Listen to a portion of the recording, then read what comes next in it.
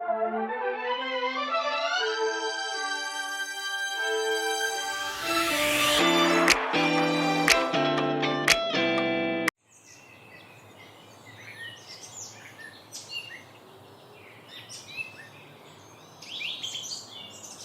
warahmatullahi wabarakatuh. Selamat pagi Bapak Ibu semuanya dan salam sejahtera untuk kita semua. Alhamdulillahirrabbilalamin. Wabihi nasta'in wa ala umuri dunya waddin. Wassalatu wassalamu ala ashrafil anbiya'i wal mursalin Sayyidina wa maulana Muhammadin amma ba'du. Puji syukur kita panjatkan kehadirat Allah Subhanahu wa Ta'ala yang telah melimpahkan rahmatnya kepada kita semua, sehingga di pagi hari yang cerah ini kita bisa berkumpul dalam acara diseminasi budaya positif dalam keadaan sehat walafiat. Tak lupa sholawat serta salam selalu tercurah kepada junjungan kita Nabi Allah Muhammad SAW yang akan kita nantikan syafaatnya besok di Yaumil Akhir. Kepada yang terhormat Bapak Kepala SMK Negeri 2 Purbalingga yang saya hormati, kepada yang terhormat Wakil Kepala Sekolah SMK Negeri 2 Purbalingga, dan tidak lupa Bapak Ibu Guru, Wali kelas 10, kelas 11, kelas 12 yang saya cintai. Izinkan saya selaku pembawa acara membacakan susunan acara pada pagi hari ini. Acara yang pertama yaitu pembukaan, acara yang kedua sambutan-sambutan, acara yang ketiga yaitu kegiatan inti, dan acara yang terakhir yaitu penutup. Marilah kita buka acara yang pertama pada kegiatan hari ini dengan bacaan basmalah bersama. Bismillahirrahmanirrahim. Memasuki acara yang kedua yaitu sambutan-sambutan. Untuk sambutan yang pertama silahkan untuk Bapak WKS 2, Bapak Muhammad Al-Farisi, dipersilahkan.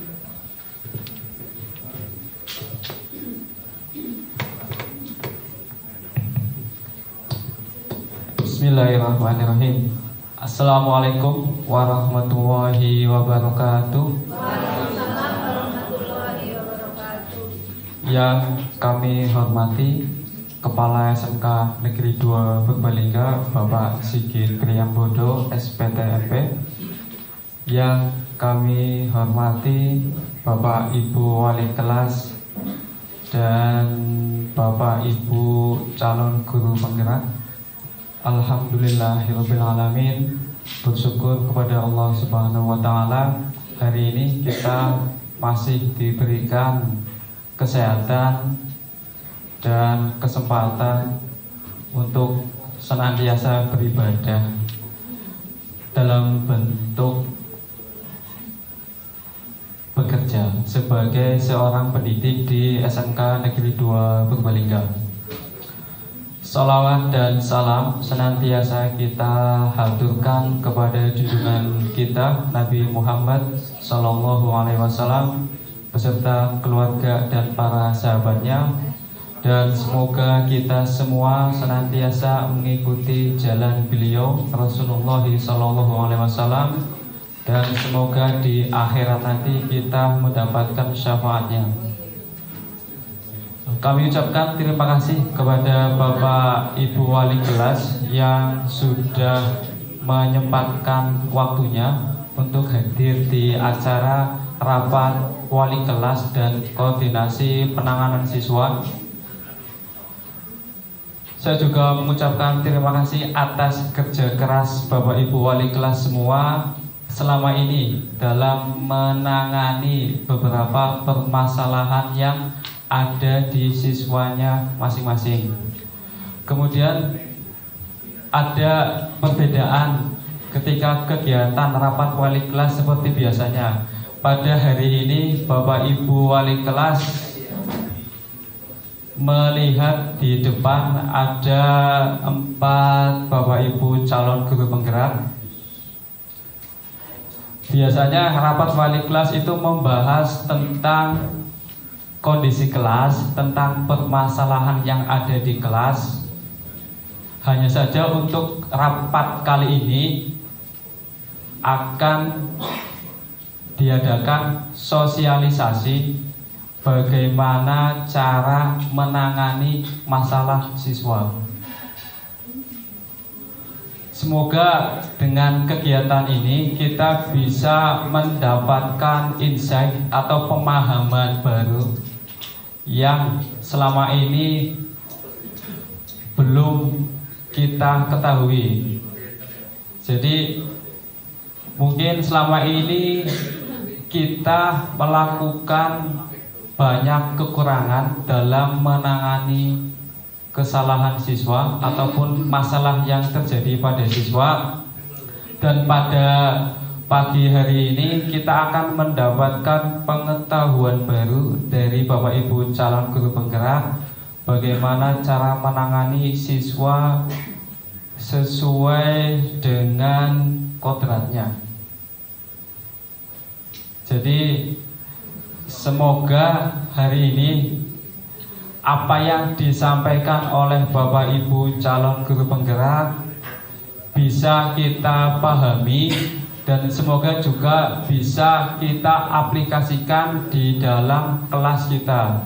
Di sini akan disampaikan bagaimana membangun budaya positif di kelas, bagaimana membangun keyakinan kelas untuk ke arah yang lebih baik. Kemudian kita juga akan diberikan sosialisasi bagaimana ketika anak itu bermasalah, kemudian bagaimana cara penanganannya. Itu saja yang dapat saya sampaikan. Terima kasih atas perhatiannya. Assalamualaikum warahmatullahi wabarakatuh. Terima kasih kepada Bapak Alvan Alfarisi atas sambutannya. Untuk sambutan yang kedua kepada Bapak Kepala SMK Negeri 2 Purbalingga, Bapak Sigit Priambodo, dipersilakan. Bismillah. Assalamualaikum warahmatullahi wabarakatuh. Alhamdulillah wa syukurillah la wala quwata illa billah. Bapak Ibu yang saya hormati, terima kasih atas kehadirannya. Ini rapat wali kelas ya. Kemudian digabung dengan diseminasi budaya positif untuk wali CGP. Bapak Ibu yang saya hormati, untuk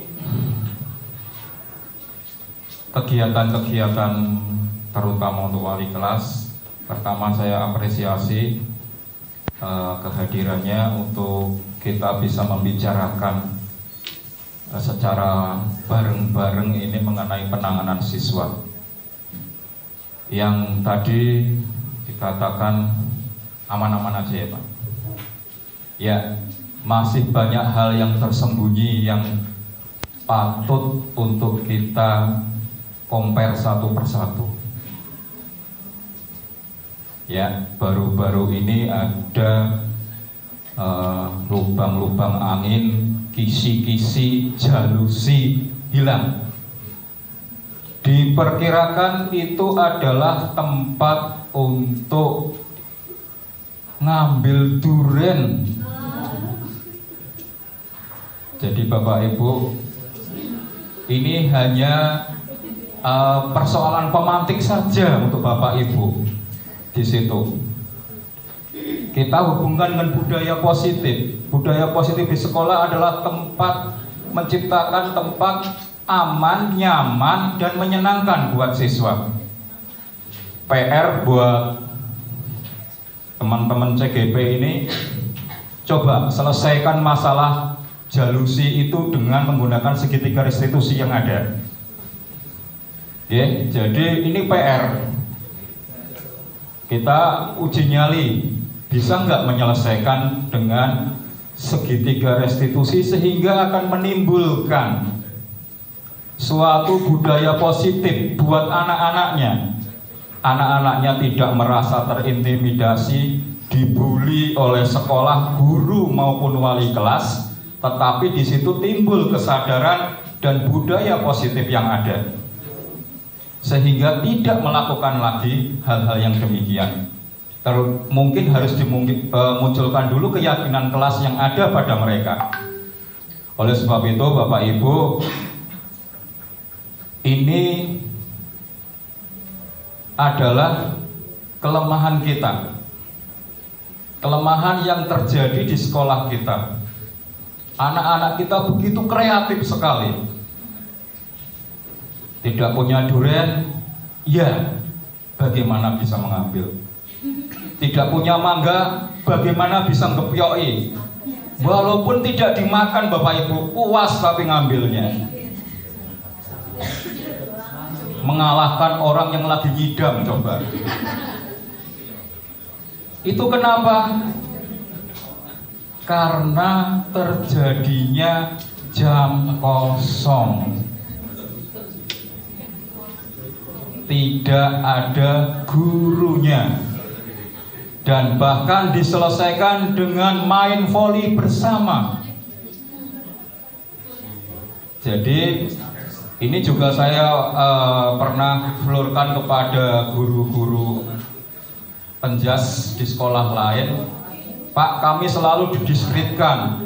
Jadi guru olahraga ini paling gampang. Dua ibal rampung. Acaranya rampung dewek.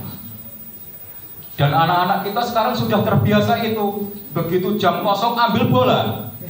Ini adalah budaya. Budaya yang mungkin negatif. Pakai berpak lagi olahraganya kan.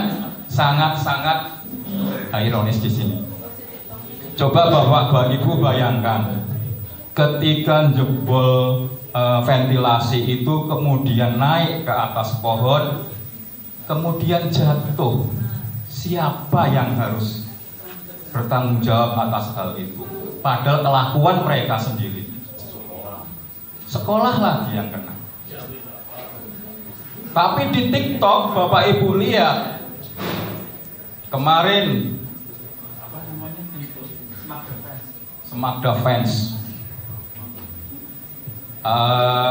untuk para pendukung namanya apa? Ultras.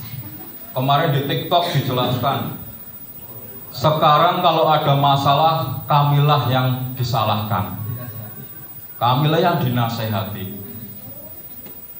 Tetapi kenapa mereka tidak bisa menunjukkan budaya atau kegiatan-kegiatan positif? Padahal beberapa tawuran mereka terlibat. Ironis sekali ketika saya juga berada di Polsek dengan Pak Alvan, Pak Teguh Yuni sekitar sampai tengah malam. Yang masuk ke Polsek itu siapa Bapak Ibu? Anak-anak kita. Anak-anak kita masih menggunakan seragam sampai jam 12 malam. Dan itu saya bukan menjelekkan ya. Nyarisnya lagi adalah anggota Bantara. Ini kan sangat-sangat nyesekan sekali. Dahulu yang namanya Bantara itu adalah golongan-golongan anak-anak yang memang non sewu dengan militan-militan, dengan kedisiplinan tingkat tinggi. Tetapi di sana dengan menggunakan atribut lengkapnya berhadapan dengan polisi karena ikut tawuran. Ini hanya salah satu contoh saja, bukan saya mendiskreditkan salah satu kegiatan. Bahwa kita sudah harus siaga pada keadaan siswa-siswa kita. Mohon Bapak Ibu nanti setelah ada budaya positif, bagaimana penerapannya, ini nanti akan didesiminasi oleh beliau-beliau calon guru penggerak. Monggo untuk diikuti agar sekolah kita pertama aman, nyaman, menyenangkan itu tadi. Kemudian tidak ada kekerasan. Sekarang kita apa-apa kenal loh Bapak Ibu, kekerasan verbal saja dianggap sudah ada bullying di situ. Guru agama memperingatkan anaknya untuk sholat, itu malah kena denda 50 juta. Padahal masih GTT, enggak, sangat miris-miris sekali. Padahal memperingatkan anaknya hanya untuk sholat. Lah, cara kita memberikan masukan itu ya memang anak-anak dari bermacam-macam kondisi. Ketika diperingatkan, kamu nggak sholat, bapak ibu saya saja nggak sholat, bapak-bapak mau merintah saya. Jawaban itu, loh, sholat kan masalah hak asasi, hak dari setiap umat, mau melaksanakan atau tidak itu hak-hak saya. Kalau jawaban kayak gitu, kita mentok lagi. Kalau kita sendiri sebagai pendidik tidak menyadarkan, tidak membangun apa yang menjadi tuntunan, maka dari itu kita itu kembali lagi, kita itu adalah seorang pendidik, bukan pengajar. Bedakan dosen dengan kita. Maka di dalam undang-undang disebutkan undang-undang dosen dan guru, tidak dijadikan satu. Karena dosen itu adalah pengajar, staf pengajar. Kalau panjenengan adalah staf pendidik. Jadi revolusi mental pasca COVID ini yang perlu kita tangani bersama. Adanya kegiatan-kegiatan seperti guru penggerak dan sebagainya yang dalam rangka mendukung program dari kurikulum merdeka yang akan menciptakan kemerdekaan buat anak-anak kita. Jangan lihat TikTok ya, merdeka, full day, raiso layangan bensore. Itu TikTok yang kayak gitu akan sangat-sangat menusuk kita, seorang pendidik. Nyatanya kita malah merampas hak-hak mereka di waktu kecil yang harusnya layangan. Kita semua akan sudah merasakan bahwa kita dulu enjoy aja. Pulang jam 1 bisa main layangan, bisa main pasaran, bakul-bakulan dan sebagainya. Masa kanak-kanak kita sangat-sangat kita rasakan. Anak-anak sekarang bahkan ada yang mutung, pagi harus cepat-cepat mau tadarus, sore kegiatan siswa pulangnya 5:30. Lah kapan mainnya gitu loh. Mereka dijejali terus dengan kemampuan-kemampuan kognitif belaka, tetapi kemerdekaan mereka, masa kanak-kanak, childhood mereka itu hilang. Oleh sebab itu Bapak Ibu, di sini kita selaku pendidik, mari kita lakukan metode-metode yang benar dengan pembelajaran diferensiasi, di mana sebenarnya dimaksud dari kurikulum merdeka yang namanya kurikulum merdeka adalah kita menyajikan makanan yang beraneka ragam dengan cara prasmanan. Anak-anak suruh ngambil sesuka mereka, mana yang disuka diambil, yang tidak. Sebenarnya itu maknanya. Dan kita harus tahu kondisi mereka, makanya diferensiasi. Artinya disesuaikan dengan minat, bakat, atau yang sering disebut dengan kodrat alam. Wong kepengen dadi main bal-balan waktu paksa main belajar matematika sampai nggak jadi.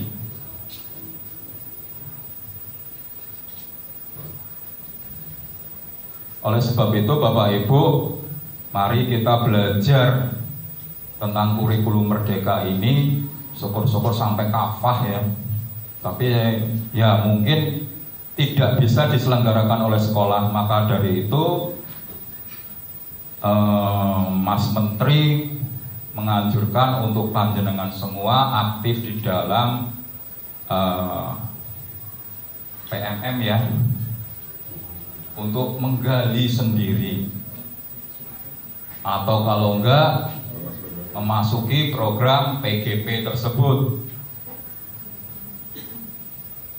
Monggo, saya hanya mengajak agar kita bisa satu visi dalam menggerakkan sekolah ini, di mana sekolah yang aman, nyaman, dan menyenangkan buat siswa, dan aman juga buat guru. Karena yang sekarang dilakukan adalah aman buat siswanya, nggak aman buat guru. Sampai guru sampai dipelintang sama orang tua, matanya buta sebelah kasusnya. Nah, di diseminasi budaya positif ini nanti diharapkan akan muncul nilai-nilai positif yang ada di dalam siswa, kemudian bisa diterapkan menjadi budaya sekolah juga. Dari budaya positif yang nanti akan timbul akan menjadi budaya sekolah yang memang benar-benar untuk bisa melaksanakan dari kegiatan-kegiatan pembelajaran di kurikulum merdeka. Jadi harapan saya Bapak Ibu semua untuk bisa menjadi petani yang baik, yang menyemaikan benih-benih itu, diberikan pupuk, tanah, dan perlakuan yang baik, sehingga bibit itu akan tumbuh subur. Karena walaupun bibitnya baik, tetapi medianya buruk sekali, petaninya sangat-sangat sembrono seperti hadis itu, Pak Hadis, maka nggak akan tumbuh dengan baik. Benihnya baik, medianya jelek, tidak bagus. Kemudian benih baik, media baik, petaninya tidak baik, ya juga tumbuhnya tidak baik. Oleh sebab itu kembali saya mengajak panjenengan semua untuk bisa melaksanakan kegiatan-kegiatan di sekolah dengan jiwa sebagai orang tua, artinya mendidik. Karena revolusi mental yang harus kita tegakkan setelah pasca COVID ini sangat-sangat berat sekali untuk mengembalikan mereka. Dan di kurikulum merdeka, kognitif benar-benar sangat-sangat berkurang sekali. Sekarang yang dipentingkan di anak adalah kolaborasinya, di mana bisa memimpin, bisa menimbulkan. Dasar-dasar dari semua pelajaran adalah numerasi dan literasi saja. Yang lainnya biarkan mereka tumbuh sesuai dengan kodratnya, dan kodrat zaman yang sekarang harus tetap diupdate oleh mereka sehingga mereka bisa memanfaatkannya itu untuk mempersiapkan mereka menjawab tantangan zaman yang ada. Demikian dari saya, terima kasih. Assalamualaikum warahmatullahi wabarakatuh. Terima kasih kepada Bapak Sigit Priambodo SPD. Bapak Ibu yang kami hormati, sesi berikutnya adalah acara yang kita tunggu-tunggu, yakni pemaparan yang akan disampaikan oleh Bapak Ibu calon guru penggerak Angkatan 9 SMK Negeri 2 Purbalingga. Di antaranya untuk pemaparan yang pertama yang akan disampaikan oleh Bapak Setiawan Umar Hadi SPD, kemudian nanti dilanjutkan Bapak Teguh Siswoyo SPD, kemudian yang ketiga Bapak Teguh Yuni Setiadi SPD, dan yang terakhir adalah Ibu Ika Fatmawati SPD. Kemudian dilanjutkan untuk materi yang kedua, nanti Bapak Teguh Siswoyo akan menyampaikan materi motivasi perilaku manusia dan kebutuhan dasar. Kepada Bapak Teguh Siswoyo dipersilahkan.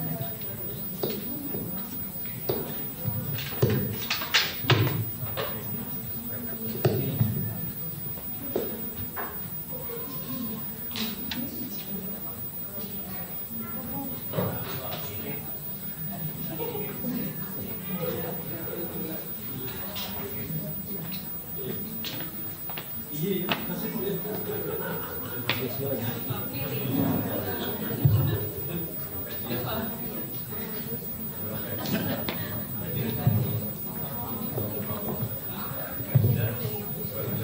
assalamualaikum warahmatullahi wabarakatuh.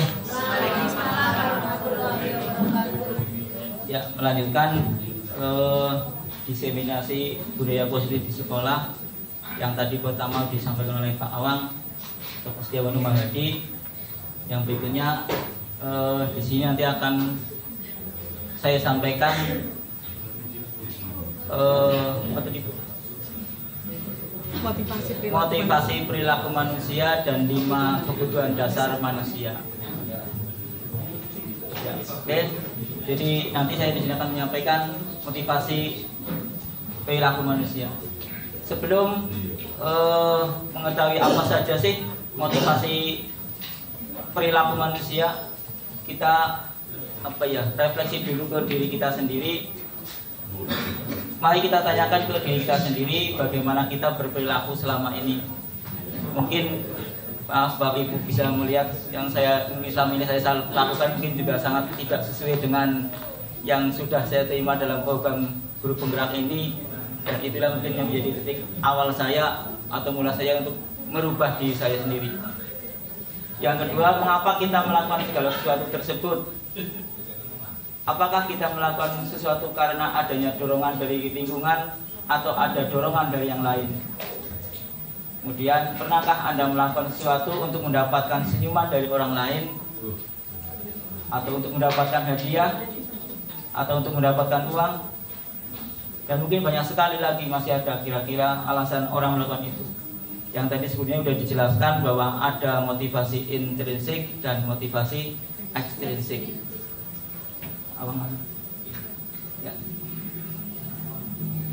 Menurut Dian Gosen dalam bukunya Restartation School Discipline menyatakan ada 3 motivasi perilaku manusia. Jadi mungkin tadi banyak sekali alasan-alasan mengapa manusia itu berperilaku. Oleh Dian Gosen dikelompokkan menjadi 3. Yang pertama, untuk menghindari ketidaknyamanan atau hukuman. Yang kedua, untuk mendapatkan imbalan atau penghargaan dari orang lain. Dan yang ketiga, untuk menjadi orang yang mereka inginkan dan menghargai diri sendiri dengan nilai-nilai yang mereka percayai atau yakini. Yang pertama, untuk menghindari ketidaknyamanan atau hukuman. Ini adalah tingkat terendah dari motivasi perilaku manusia. Biasanya orang yang motivasi perilakunya untuk menghindari hukuman atau ketidaknyamanan akan bertanya, apa yang akan terjadi apabila saya tidak melakukannya? Sebenarnya mereka sedang mencari permasalahan yang mungkin muncul dan berpengaruh pada mereka secara fisik, psikologis, maupun tidak terpenuhinya kebutuhan mereka bila mereka tidak melakukan tindakan tersebut. Tadi disebutkan ini adalah motivasi bersifat internal, eksternal, yang untuk menghindari hukuman. Yang kedua, untuk mendapatkan imbalan atau penghargaan dari orang lain. Motivasi ini satu tingkat di atas motivasi yang pertama, yaitu tadi untuk menghindari hukuman atau ketidaknyamanan. Di sini orang berperilaku untuk mendapatkan imbalan atau penghargaan dari orang lain. Orang dengan motivasi ini akan bertanya, apa yang akan saya dapatkan apabila saya melakukannya? Di sini mereka melakukan sebuah tindakan untuk mendapatkan pujian dari orang lain yang menurut mereka penting dan mereka letakkan dalam dunia berkualitas mereka. Dunia berkualitas adalah angan-angan atau harapan atau impian orang tersebut.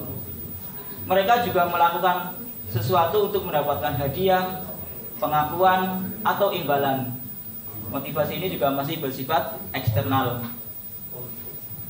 Dan yang ketiga adalah untuk untuk menjadi orang yang mereka inginkan dan menghargai diri sendiri dengan nilai-nilai yang mereka percayai atau yang mereka yakini. Orang dengan motivasi ini akan bertanya, akan menjadi orang yang seperti apa apabila saya melakukannya? Mereka melakukan sesuatu karena nilai-nilai yang mereka yakini dan hargai. dan mereka melakukannya karena mereka ingin menjadi orang yang melakukan nilai-nilai yang mereka yakini tersebut. Ini adalah motivasi yang akan membuat seseorang memiliki disiplin positif karena motivasi berperilakunya bersifat internal. Nah, tujuan dari disiplin positif tersebut atau yang tersampaikan pada ini adalah untuk menanamkan motivasi yang ketiga pada murid-murid kita, yaitu untuk menjadi orang yang mereka inginkan dan menghargai diri sendiri dengan nilai-nilai yang mereka percaya. Ketika murid-murid kita memiliki motivasi tersebut, maka mereka telah memiliki motivasi intrinsik yang berdampak jangka panjang. Motivasi yang tidak akan terpengaruh pada adanya hukuman atau hadiah. Mereka akan tetap berperilaku baik dan berlandaskan nilai-nilai kebajikan karena mereka ingin menjadi orang yang menjunjung tinggi nilai-nilai yang mereka hargai. Misal ada murid yang datang ke sekolah tidak pernah terlambat. Motivasi apakah yang mendasari tindakan mereka atau tindakannya? Apakah dia datang tepat waktu karena dia ingin ditegur, karena dia tidak ingin ditegur oleh guru kelas atau guru piket atau wali kelas atau oleh siapapun? Kalau dia melakukan hal tersebut karena dasar ini, berarti dia melakukannya karena masih untuk menghindari ketidaknyamanan atau hukuman, atau dia sedang ingin mendapatkan pujian dari guru dan mendapatkan penghargaan sebagai siswa yang rajin. Kalau dia melakukan tersebut karena alasan ini, maka dia mendapatkan imbalan atau penghargaan dari orang lain. Atau dia ingin menjadi orang yang menghargai waktu, menghargai diri sendiri karena dia percaya bahwa tindakannya sebagai murid adalah berangkat tepat waktu. Kalau sudah seperti ini, maka murid tersebut berarti dia menghargai nilai-nilai yang mereka percayai yang ada pada diri mereka sendiri. Nah, tentunya kita sebagai pendidik di sekolah kita di SMK Negeri 2 Purbalingga mengharapkan murid-murid kita memiliki motivasi yang ketiga. Selanjutnya, di sini saya akan menyampaikan hukuman, konsekuensi, dan restitusi.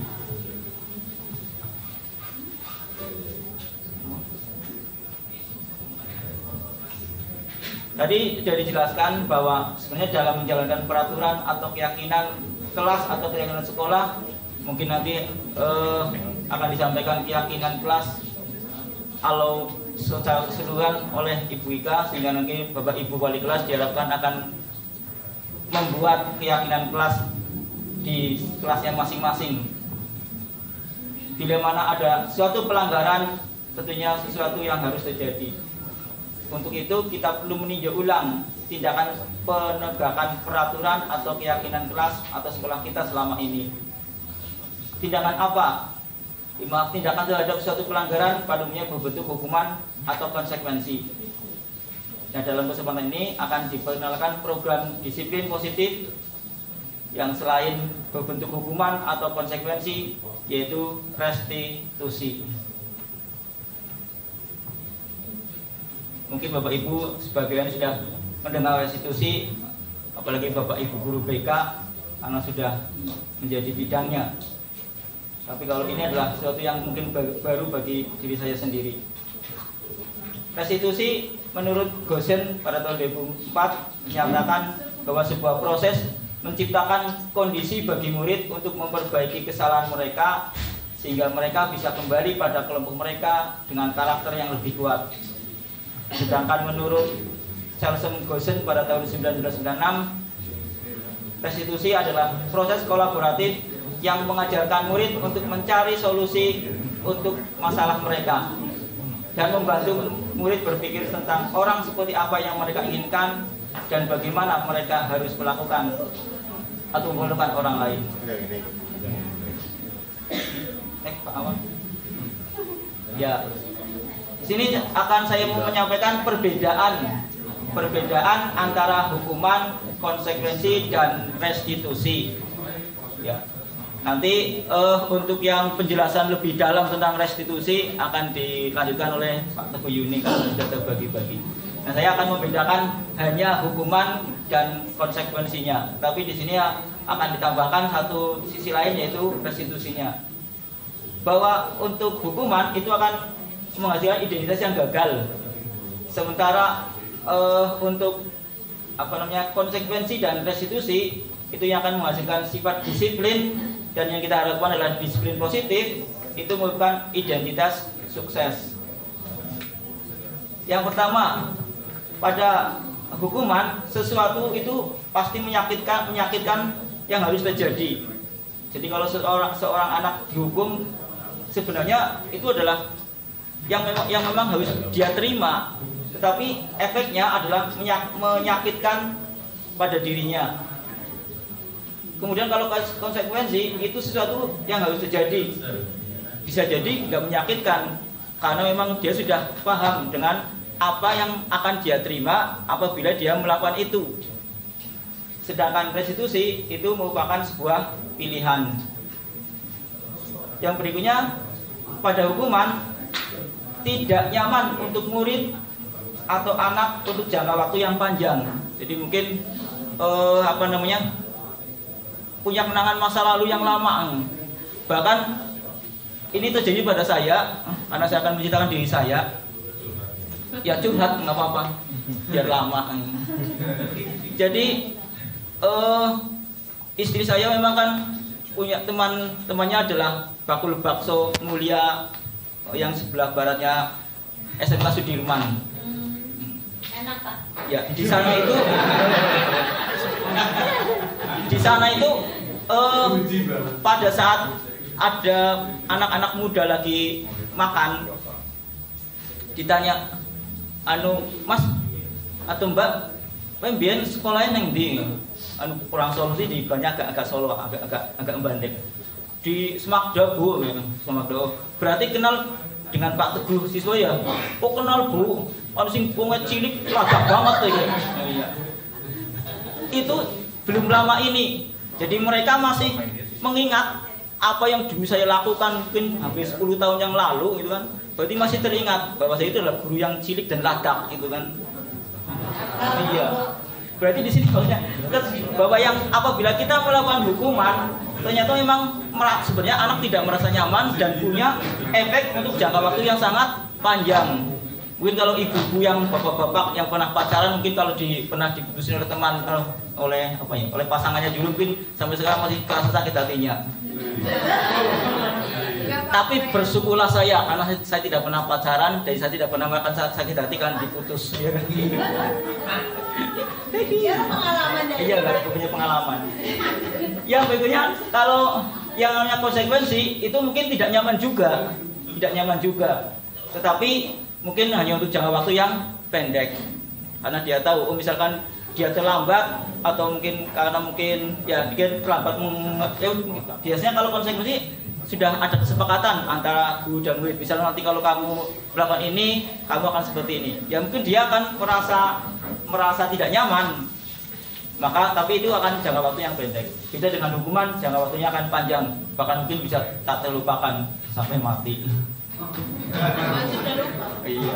Yang ketiga, kalau restitusi itu bisa menguatkan untuk murid. Jadi kalau hukuman tidak nyaman untuk jangka panjang, kalau konsekuensi tidak nyaman tapi waktunya pendek, sedangkan untuk restitusi maka bisa menguatkan untuk murid atau anak dalam jangka waktu yang panjang.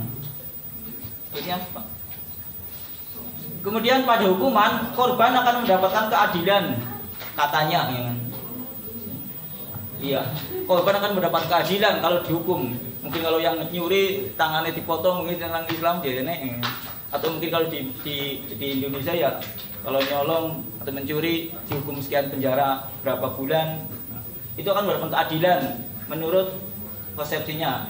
Kemudian kalau dalam konsekuensi, maka korban itu mungkin bisa diabaikan.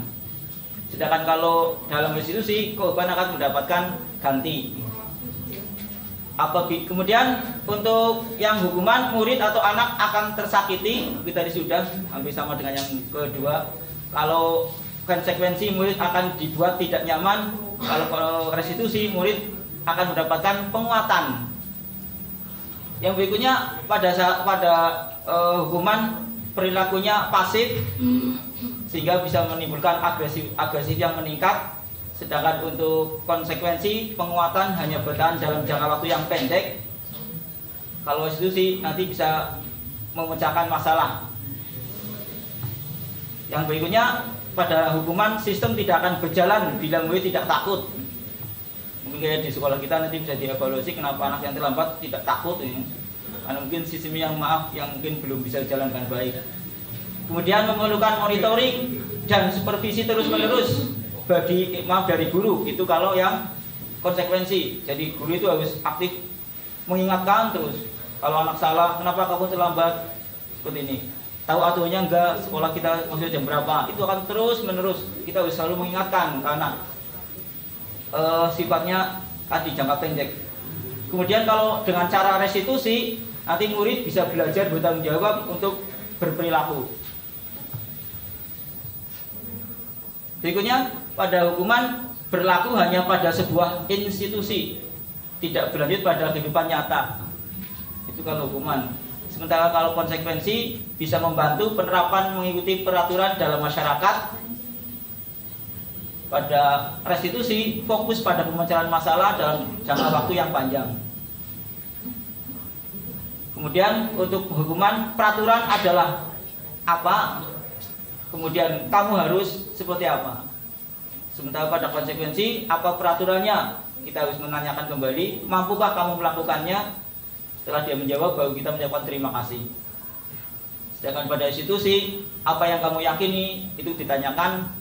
Nanti makanya nanti setelah ini Bapak Ibu wali kelas disuruh membuat keyakinan kelas, sehingga kalau ada anak yang nanti melanggar aturan yang ada, maka akan dikembalikan ke keyakinan kelas yang sudah dibuat.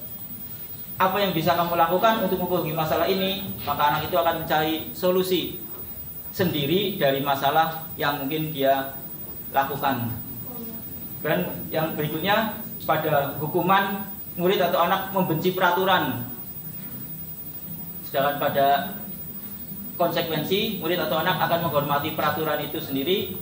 Sedangkan pada restitusi, maka murid atau anak akan menghormati dirinya dan orang lain. Kemudian untuk hukuman bersifat negatif, kalau konsekuensi itu netral karena akan mengembalikan aturannya seperti apa. Kemudian ada konsekuensinya seperti apa. Kalau di sekolah kita mesti menggunakan poin, misalkan kalau yang datang terlambat, poinnya akan mendorong kepatuhan, dan restitusi akan mendorong disiplin positif. Yang terakhir, berupa kesimpulan bahwa hukuman itu adalah konsep diri yang buruk, sementara konsekuensi merupakan konsep diri yang baik, sedangkan restitusi merupakan konsep diri yang kuat. Ini kesimpulan dari yang tadi sudah disampaikan begitu panjang, bahwa hukuman murid atau anak belajar menyembunyikan kesalahan. Jadi dari hukuman yang kita berikan sebenarnya akan mendorong murid untuk belajar menyembunyikan kesalahan. Jadi mungkin akan menyampaikan alasan untuk menutupi kesalahan berikutnya, sehingga malah alasannya akan bertumpuk-tumpuk dan seterusnya. Kemudian yang konsekuensi, murid atau anak akan belajar taat pada peraturan. Dan yang terakhir, restitusi sendiri itu akan murid atau anak itu bisa belajar memecahkan masalahnya sendiri. Oke. Sebenarnya ini nanti barang saya tipe Pak Guru tadi nih. Ngantuk ya.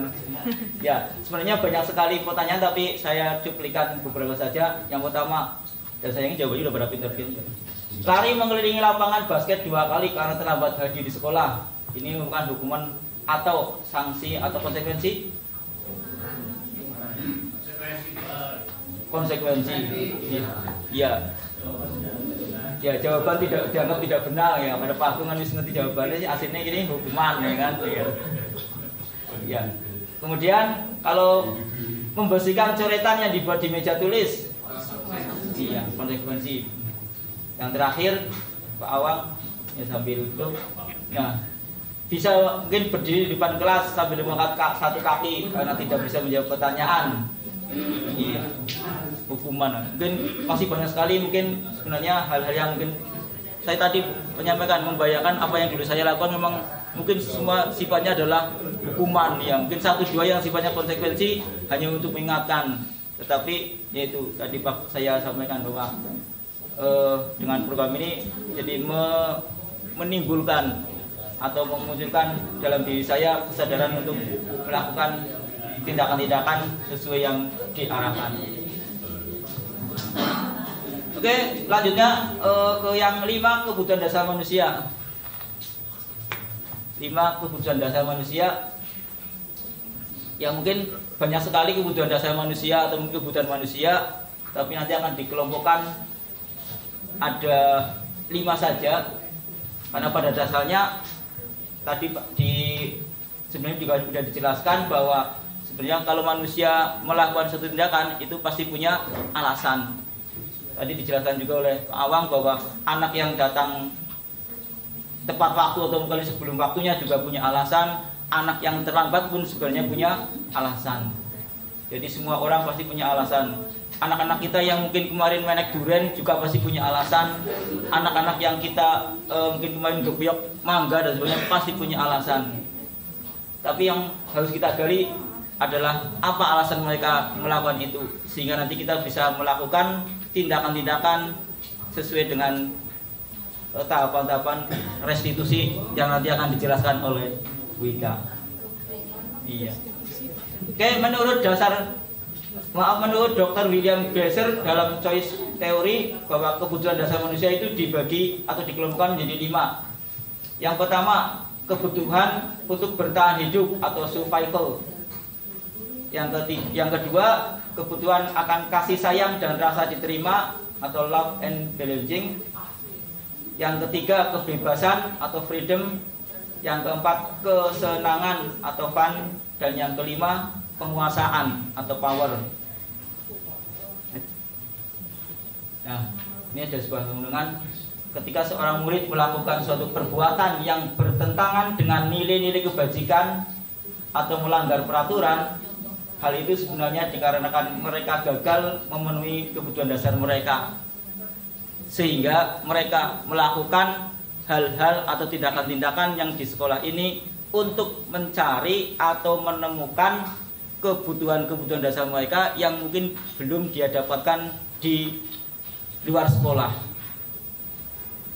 Nanti setelah ini akan disampaikan, mungkin contohkan dulu ya, misalnya ya tadi anak-anak kita yang menak durian itu, kalau mereka memang karena lapar, nah, berarti dia memang lagi memenuhi dasarnya ya kebutuhan hidup. Tapi kalau dia hanya seneng-seneng kemudian iya fun, itu berarti kebutuhan kesenangan. Jadi makanya kita harus menggali dulu apa motivasi anak itu melakukan, sehingga setelah kita tahu dasar apa mereka lakukan, baru kita ingatkan, kita gali lagi dengan nanti keyakinan kelas yang akan dibuat, apa yang melakukan ini benar atau tidak. Kalau tidak, keyakinan kelas apa nanti yang sudah dibuat yang kamu langgar. Setelah itu baru kita mencoba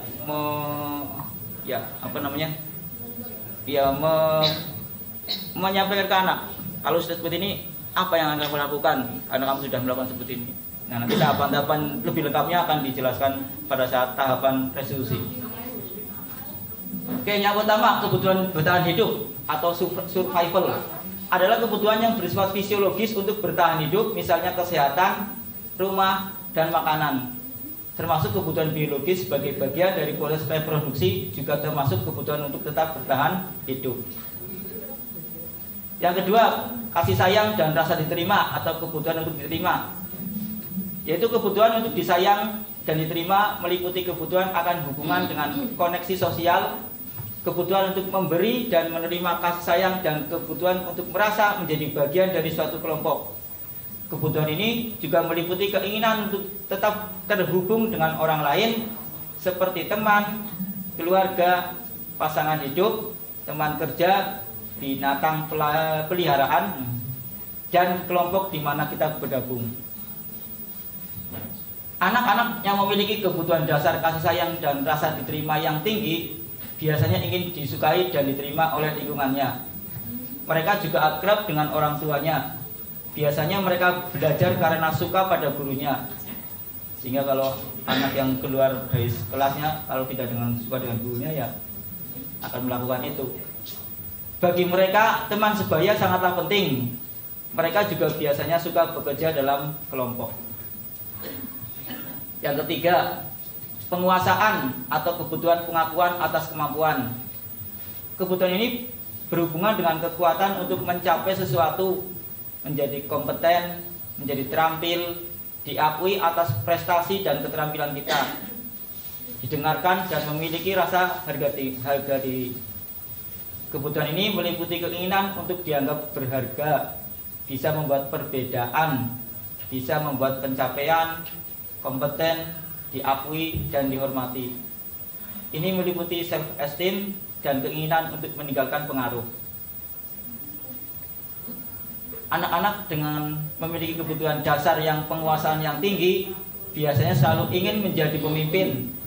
Mereka juga suka mengamati sebelum mencoba hal baru dan merasa kecewa bila melakukan kesalahan.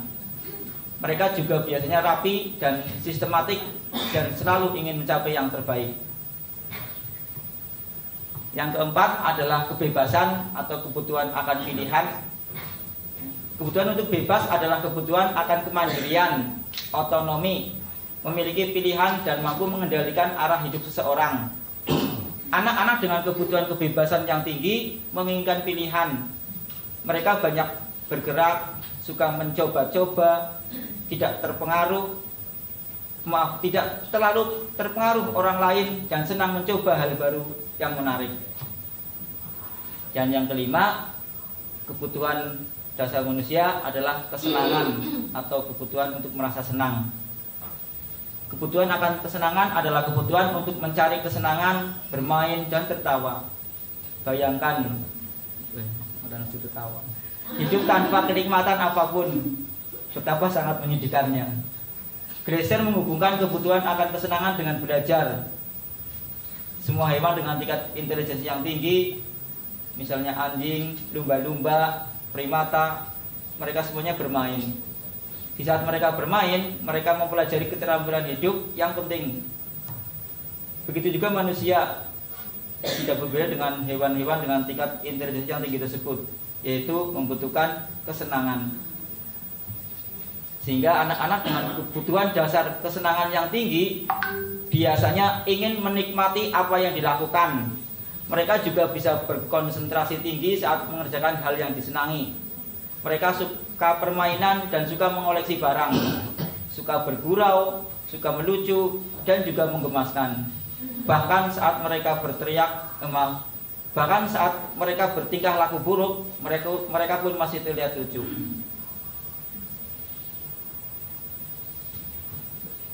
Nah, ya, ibu bapak nggak ada ya? Di sini nggak ada. Ada. Oh iya maaf. Sorry. Saya hanya mengcopy dari materi sebenarnya. Jadi maaf kalau ada kesamaan nama dan peristiwa.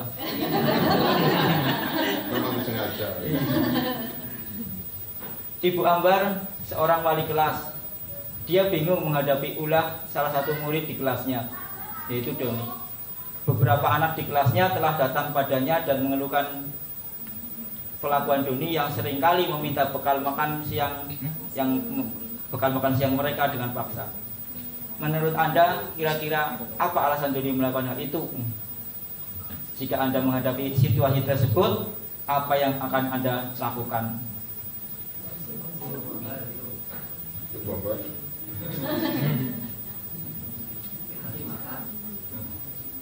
Ulang dibuka ya udah. Iya. Kata durasinya terlalu lama. Oke. Ini contoh penyelesaian kasusnya. Jadi kita harus menggali dulu. Informasi apa alasan Doni melakukan hal tersebut. Jangan langsung menjustifikasi atau menghukum atau menghakimi bahwa apa yang lakukan itu salah. Tapi kita harus mencari dulu apa alasan anak itu. Setelah dia nanti menjawab apa, sehingga kita baru tahu alasannya, barulah di situ kita akan melakukan langkah-langkah restitusinya. Jadi apabila Doni menjawab ketika ditanya oleh guru tersebut adalah karena dia lapar dan orang tuanya tidak membawakannya bekal makan siang, maka kebutuhan dasar yang sedang berusaha dipenuhi oleh Doni adalah kebutuhan untuk bertahan hidup atau survival. Yang berikutnya, apabila Doni menjawab bahwa alasannya mengambil bekal temannya karena dia merasa senang bila temannya jadi memperhatikan dia. Ketika temannya melaporkan tindakannya itu kepada gurunya dan gurunya memberitahu orang tuanya sehingga orang tuanya jadi memperhatikan dia, maka kebutuhan dasar yang sedang dipenuhi oleh Doni adalah kebutuhan akan kasih sayang dan rasa diterima. Apabila jawaban Doni adalah dia merasa hebat karena temannya jadi takut dan menuruti keinginannya, maka sebetulnya Doni sedang berusaha memenuhi kebutuhan dasarnya akan kekuasaan. Ya, sedangkan apabila Doni menjawab bahwa dia merasa bosan dengan bekal makanan yang dibawakan ibunya dari rumah, karena ibunya selalu membawakan bekal yang sama, oleh karena itu dia ingin mencoba makanan teman-temannya yang beraneka ragam, maka Doni sedang berusaha memenuhi kebutuhannya akan kebebasan. Ya. Dan yang terakhir, karena ada lima kebutuhan dasar manusia tadi, apabila Doni menjawab bahwa dia melakukannya karena iseng saja dan ia menikmati ekspresi wajah teman-temannya yang kesal karena diambil makanannya, dan menurut dia ekspresi teman-temannya itu dianggap lucu, maka berarti Doni sedang berusaha memenuhi kebutuhan akan kesenangan. Nah, setelah semuanya kita gali, baru kita tahu apa alasannya, baru di situ ada langkah-langkahnya, nanti akan dijelaskan penanganannya secara restitusi. Kalau nanti saya yang menjelaskan restitusi, kasihan Bu Ika nanti nggak kebagian. Iya, karena nanti ya setelah kita mengetahui alasannya, kemudian mungkin akan dilanjutkan lebih dalam oleh Bu Ika, kita menstabilkan identitasnya, yaitu membenarkan yang dia lakukan dulu. Jadi anak itu dianggap benar dulu meskipun dia tadi berbuat salah.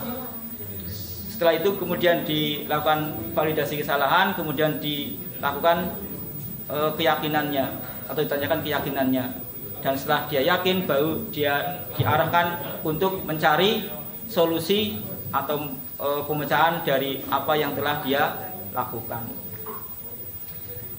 Oke, terima kasih. Demikian yang saya sampaikan. Maaf mungkin kurang dan sangat tidak menarik seperti yang teman pertama tadi saya yang menyampaikan, tapi insya Allah setelah saya ini menyampaikan akan disampaikan dengan lebih menarik dan sangat menarik oleh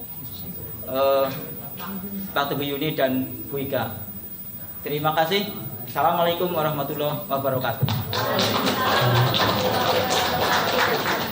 Terima kasih kepada Bapak Teguh Siswoyo SPD. Namun sebelum saya akhiri, saya minta testimoninya dulu Bapak Ibu yang berkenan dari kegiatan ini. Kira-kira apa yang sudah Bapak Ibu peroleh? Siapa yang mungkin berkenan memberikan testimoninya biar tunjuk atap? Monggo. Oh iya, Bu Darwati, Bu Mei dulu. Boleh.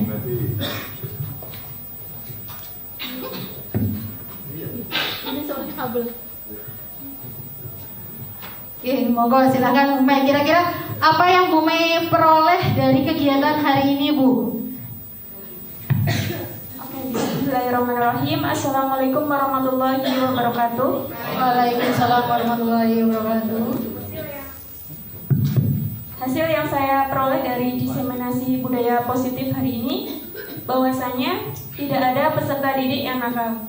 Yang ada hanya peserta didik yang kurang terakomodasi kebutuhan dasarnya.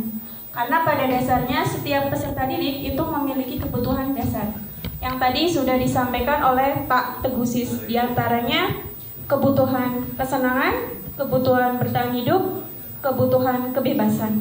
Sehingga kita sebagai guru itu perlu membimbing peserta didik untuk memenuhi kebutuhan dasarnya. Terima kasih. Sekian akhir kata, wabillahi taufiq wal hidayah. Wassalamualaikum warahmatullahi wabarakatuh. Waalaikumsalam warahmatullahi wabarakatuh. Luar biasa sekali Bu Mei. Selanjutnya Bu Darwati, monggo.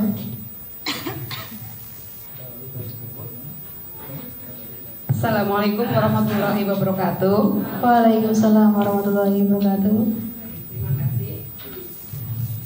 Hal yang saya peroleh dari diseminasi pada hari ini yaitu diseminasi budaya positif, bahwa lingkungan yang positif sangat diperlukan agar pembelajaran yang terjadi adalah pembelajaran yang berpihak pada murid.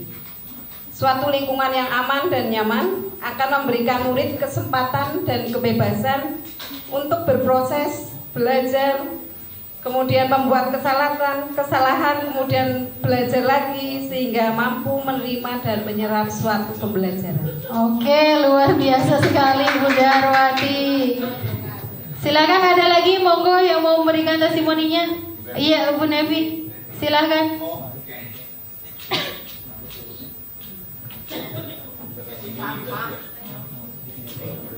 Baik. Assalamualaikum warahmatullahi wabarakatuh. Waalaikumsalam warahmatullahi wabarakatuh. Dari kegiatan diseminasi budaya positif hari ini, saya menerima banyak sekali ilmu ya. Salah satunya yang menarik di saya itu pada materi posisi kontrol. Jadi selama ini mungkin saya masih memposisikan diri saya sebagai teman dalam menyelesaikan masalah murid seperti itu. Nah, dari paparan tadi saya akan berusaha agar bisa memposisikan diri saya sebagai manajer gitu. Jadi saya menghindari untuk jadi posisi penghukum sehingga itu bisa mematikan jati diri siswa. Gitu. Oke, terima kasih. Luar biasa sekali testimoninya dari Bapak Ibu semua. Ada lagi Bapak Ibu? Monggo. Bu Lela.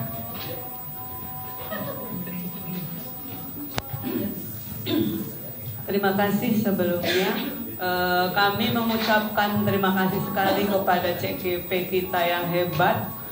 Benar-benar ini sangat bermanfaat buat kita semua dan penyelesaian masalah siswa khususnya peraturan sekolah ini bagus sekali kalau menggunakan budaya positif dan ini ke BK sangat-sangat ke BK-an.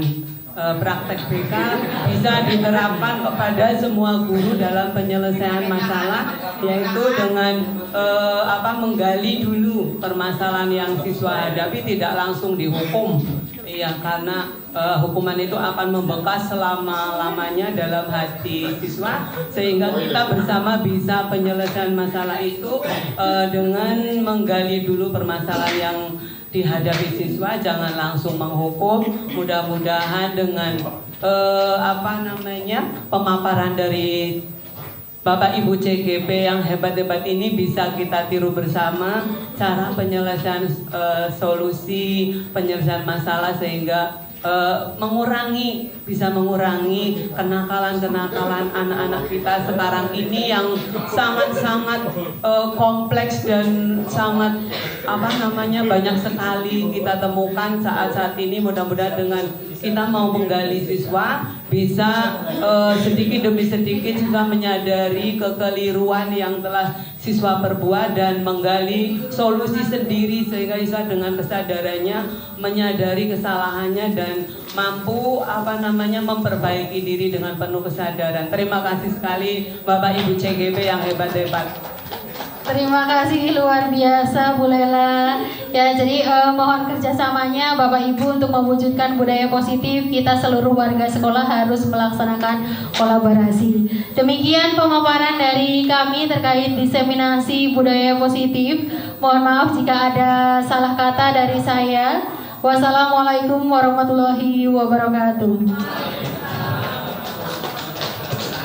Terima kasih kepada Bapak Ibu CGP Angkatan 9 SMK Negeri 2 Purbalingga atas pemaparan materinya. Tibalah saatnya kita di akhir acara. Saya selaku pembawa acara mengucapkan terima kasih dan mohon maaf yang sebesar-besarnya kalau ada tutur kata yang saya perbuat. Marilah kita tutup acara pada hari ini dengan bacaan hamdalah bersama.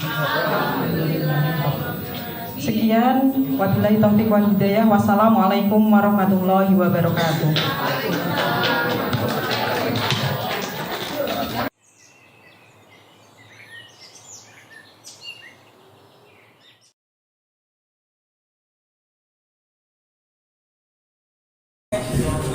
Assalamualaikum warahmatullahi wabarakatuh.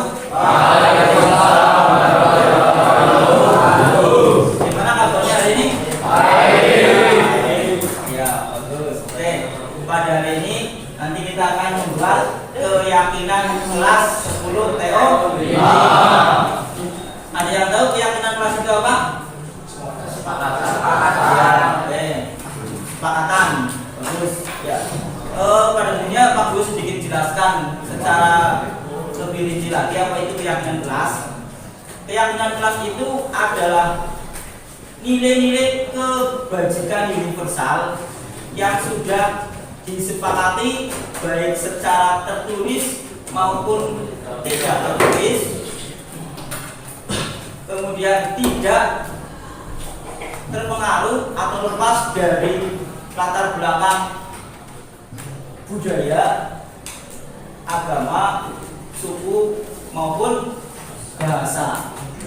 Nah, apa itu nilai kebajikan? Nilai kebajikan adalah nilai-nilai yang baik. Universal itu berlaku di mana saja, kapan saja, semua orang bisa universal. Kemudian tadi yang tertulis dan tertulis sudah jelas.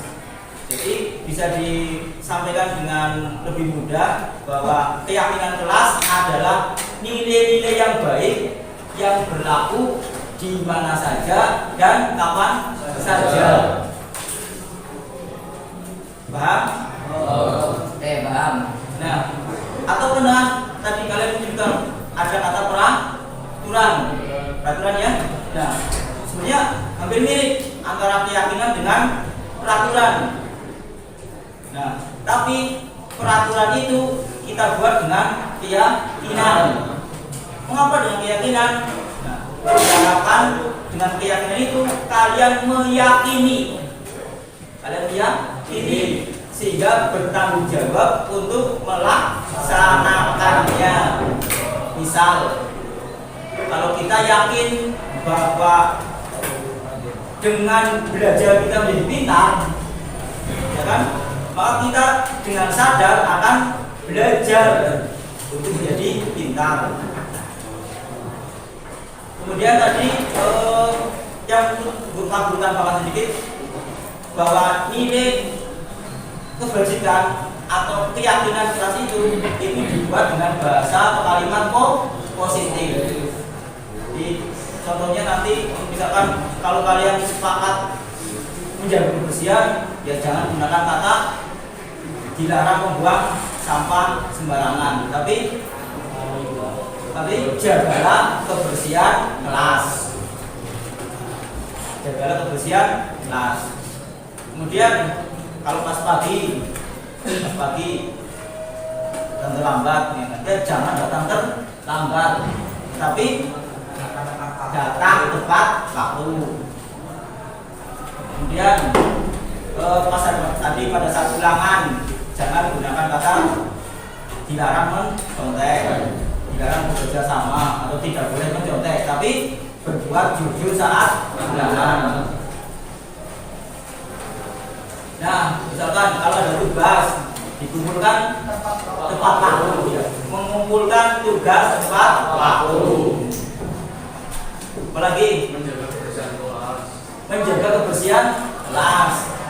Terus supaya kalau misalkan Pak Guru lagi menjelaskan atau ya guru lah, jangan Pak Guru saja, semua gitu. Kalau guru lagi menjelaskan, apa yang kalian lakukan? Jadi mendengarkan penjelasan guru saat mengajar. Jangan tidur. Kalau kalian tidur berarti tidak menghargai. Apa lagi?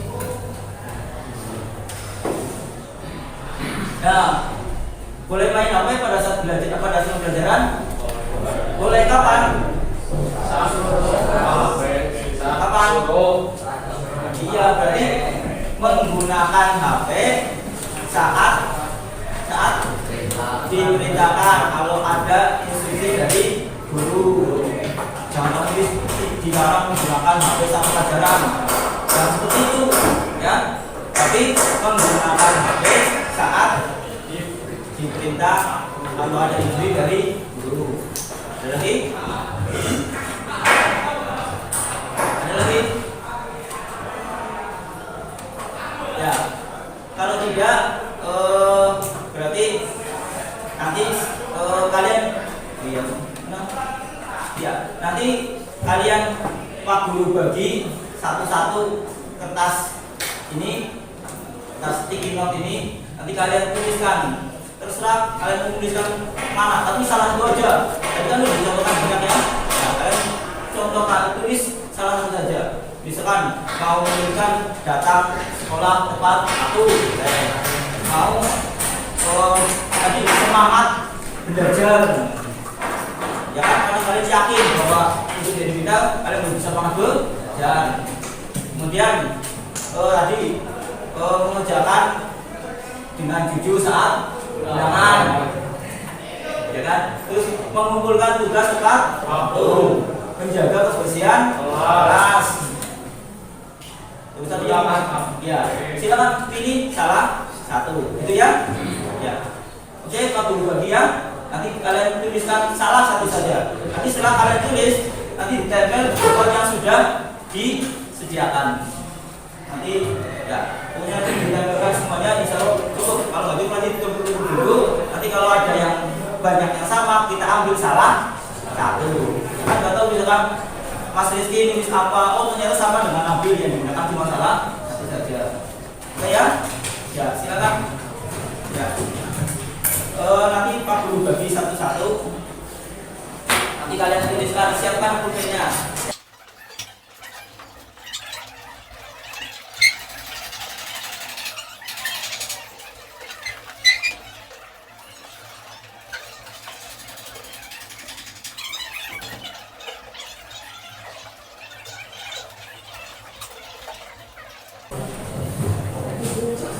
Yes. Bebas, silakan. Yang sudah menerima biar saja ditulis. Itu dilihat namanya ya. Oke, silakan. Oh, belum. Oke, sudah semua menerima? Ya, silakan ditulis. Kalau sudah, silakan ditempel di depan. Ya, tadi kalau belum tulis apa saja, tadi udah satu saja, ya. Salah satu saja yang tadi yang kalian usulkan. Ya, tadi sudah disampaikan, ditulis salah satu aja. Yang sudah, silakan ditempel. Ya, yang sudah, sambil menunggu temannya yang belum, silakan. Yuk, jangan tentukan yang sudah. Itu berapa yang terima? Biar enak sekali, gampang. Ya.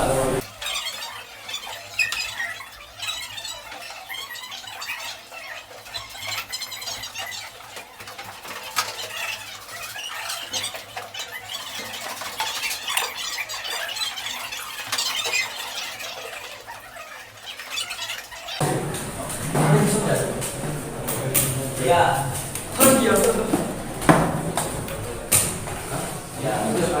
Oke, sudah semuanya? Sudah, oke. Karena sudah semuanya, Pak Guru dia di sini ada beberapa bahan ini banyak yang sama, tapi kita nanti bisa mengambil yang sama, kita ambil salah satu. Jadi sudah ada namanya ya.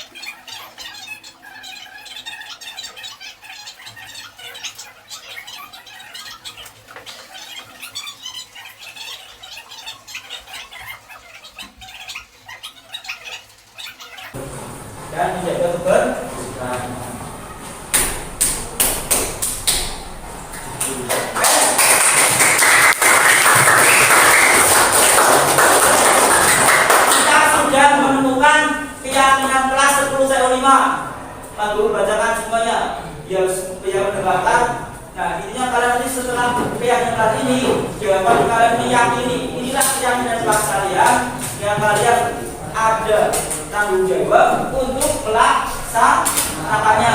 Yang pertama ada semangat belajar, setuju? Setuju.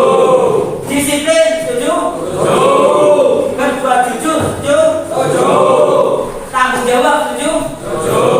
Saling menghargai atau menghormati, setuju. Dan menjaga kebersihan kelas, setuju. Setuju? Setuju. Nah, kita sudah menemukan 6 keyakinan. Nah, sepakat? Sepakat. Setuju? Setuju. Deal, ya, katanya Nabi deal. Ya, karena kalian sudah sepakat dan setuju, sepakat dan setuju, ya, maka kalau bisa kalian menandatangani hasil keyakinan kelas kalian. Oke, nanti urutan absen pas sudah dibawa ke sini biar bisa disebut yang pada saat kami ambil tantangan semuanya tanpa terkecuali. Oke, silakan bukunya, urut absen disebutkan, nanti kalian tanda tangani keyakinan kelas kalian. Oke, ya, mas kita ke sana biar kalian di sini. Ya, silakan sambil itu absen 1 berurutan maju tanda tangani. Ya, silakan yang jadi prosesnya.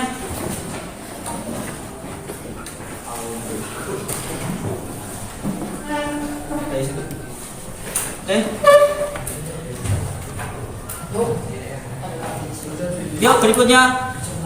Ya, kamu dulu nggak apa-apa. Maaf, ada kepentingan, silakan Mas Yo dulu. Yuk. Ya. Kesegini ya. Ya. Oke, silakan berurutan. Kalau sini maju, sini belakangnya di belakang sana sudah siap, biar cepat. Ya. Yuk.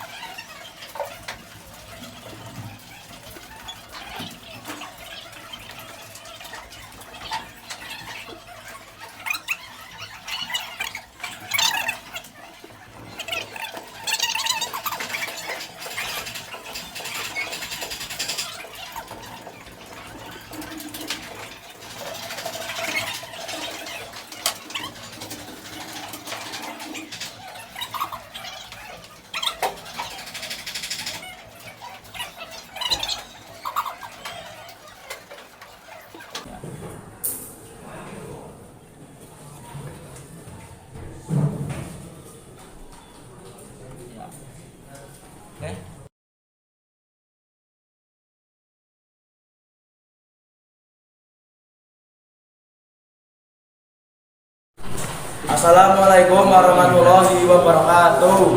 Perkenalkan, nama saya Muhammad Arif Nurafi dari kelas 10 TO5. Perasaan saya senang sekali dalam menyusun keyakinan kelas ini.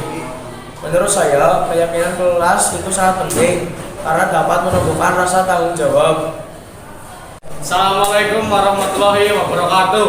Perkenalkan, nama saya Hafiz Rendra Tama, kelas 10 TO5. Perasaan saya sangat senang dalam menyusun keyakinan kelas ini. Menurut saya, keyakinan kelas itu sangat penting karena dapat membuat lebih disiplin. Assalamualaikum warahmatullahi wabarakatuh. Perkenalkan, nama saya Melondor Rifat Firdiasa dari kelas 10 TO5. Perasaan saya sangat bersemangat dalam menyusun keyakinan kelas ini. Menurut saya, keyakinan kelas itu sangat penting karena membuat kita lebih menghargai orang lain. Assalamualaikum warahmatullahi wabarakatuh. Perkenalkan, nama saya Arya Firansyah dari kelas 10 TO5. Perasaan saya sangat senang karena seru sekali dalam menyusun keyakinan kelas ini. Menurut saya, keyakinan kelas itu sangat penting karena membuat kita menjadi lebih baik.